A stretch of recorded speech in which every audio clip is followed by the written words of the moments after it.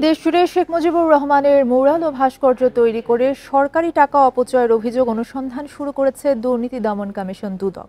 এছাড়া মুজিব কিল্লা নির্মাণ করে ২,০০০ কোটি টাকা তছরুপের অনুসন্ধানও করবে সংস্থাটি। বৃহস্পতিবার কমিশন বৈঠকে এসব সিদ্ধান্ত হয়। ৫ই আগস্ট সরকার পতনের পর সারা দেশে স্থাপিত শেখ মুজিবুর রহমানের ভাস্কর্য ও ম্যুরাল ভেঙে ফেলে বিক্ষুব্ধ ছাত্র জনতা। জন্ম শতবার্ষিকী উপলক্ষে শেখ মুজিবুর রহমানের ১,২০১টি ভাস্কর্য ও ম্যুরাল স্থাপন করে আওয়ামী লীগ সরকার।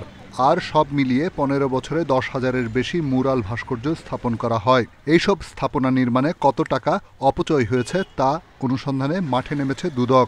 দেশ জুড়ে বঙ্গবন্ধুর অপ্রয়োজনীয় ভাস্কর্য ম্যুরাল সরকারি অর্থ অপচয় এবং তছরুপের মাধ্যমে হাজার কোটি টাকা ব্যয়ে নির্মাণের অভিযোগের প্রেক্ষিতে এই কমিশন কর্তৃক এই বিষয়ে অনুসন্ধানের সিদ্ধান্ত গৃহীত হয়েছে।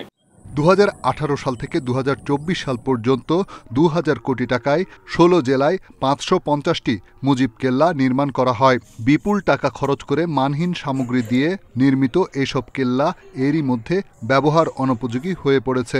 মুজিব কিল্লা নির্মাণ সংস্কার উন্নয়ন প্রকল্প পরিচালক সংশ্লিষ্ট ঠিকাদার অন্যান্যের বিরুদ্ধে হাজার হাজার কোটি টাকা তছরুপ, অতিরিক্ত বিল দেয়া সহ বিভিন্ন অনিয়মের বিষয়ে অনুসন্ধানের সিদ্ধান্ত গৃহীত হয়েছে।